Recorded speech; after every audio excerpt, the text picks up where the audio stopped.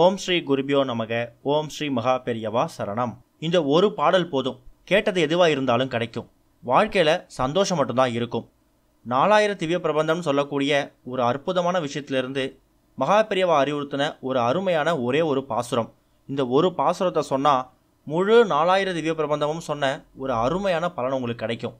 ஒரு நாள் பக்தர் ஒருத்தர் மகா பெரியவர்கிட்ட கேள்வி ஒன்றை கேட்டார். அதாவது, பாசுரங்கள்லேயே சிறந்த பாசுரம் எது? ஒரு பாசுரம் சொன்னால் ஒட்டுமொத்த திவ்ய பிரபந்தத்தையே தெரிஞ்சு கொண்ட மாதிரி ஒரு பாசுரம் இருக்குதுங்களா பெரியவா? நீங்கள் தான் அதுக்கு அருள் புரியணும் அப்படிங்கிற மாதிரி தன்னோட கேள்வியை முன் வச்சார்.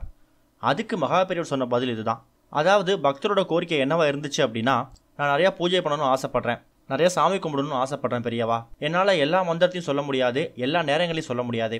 எல்லா கஷ்டமும் போகக்கூடிய, வாழ்க்கையில் சந்தோஷத்தை கொடுக்கக்கூடிய ஏதாவது ஒரு பாசுரத்தை எனக்காக நீங்கள் சொல்லுங்கள். கண்டிப்பாக அதை நான் ஃபாலோ பண்ணுறேன் அப்படிங்கிற மாதிரி அவரோட கோரிக்கையை முன் வச்சார். எளிமையானதாகவும் இருக்கணும், எல்லா இடங்களையும் சொல்லக்கூடியதாகவும் இருக்கணும், அதே நேரத்தில் சீக்கிரம் சொல்ல முடியாதாகவும் இருக்கணும் அப்படிங்கிற மாதிரி தான் தன்னோட கோரிக்கையை முன் வச்சார். அந்த நேரத்தில் மகா பெரியவர், திருமங்கை ஆழ்வார் எழுதின இந்த ஒரு பாசுரத்தை நீ பாராயணம் பண்ணு, அதுவே போதும், நீ கேட்டது எதுவாக இருந்தாலும் கிடச்சிடும். இந்த ஒரு மந்திரம் தான் ஒரு மிகப்பெரிய மூல மந்திரம். பூஜை அறையில் சொல்லு, கோவிலில் சொல்லு, தெய்வ சிந்தனை எப்பெல்லாம் வருதோ அப்பெல்லாம் இதை சொல்லுன்னு அந்த பக்தருக்கு உபதேசம் பண்ணார். 4000 திவ்ய பிரபந்தங்களில் திருமங்கை ஆழ்வார் அதிகமான பிரபந்தங்களை பாடிக்கக்கூடியவர்.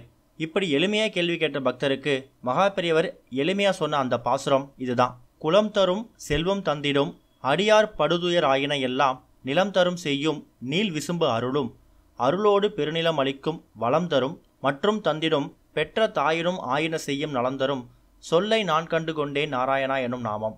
இதுதான் அந்த பாசுரம். இந்த பாசுரத்தை உங்களுக்கு எப்பெல்லாம் நேரம் கிடைக்குதோ அப்போல்லாம் வாய்விட்டு சொல்லிக்கிட்டே இருங்க.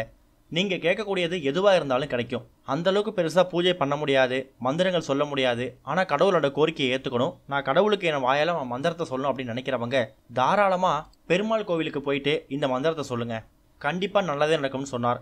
இந்த ஒரு பதில் அந்த பக்தருக்கு மட்டுமில்லை, அங்கே கூடியிருந்த எல்லாருக்குமே ஒரு மிகப்பெரிய உபதேசமாக அமைஞ்சுது. இந்த ஒரு பாசுரம் அப்படிங்கிறது நம்ம வாழ்க்கையவே புரட்டி போடக்கூடிய ஒரு முக்கியமான பாசுரம்.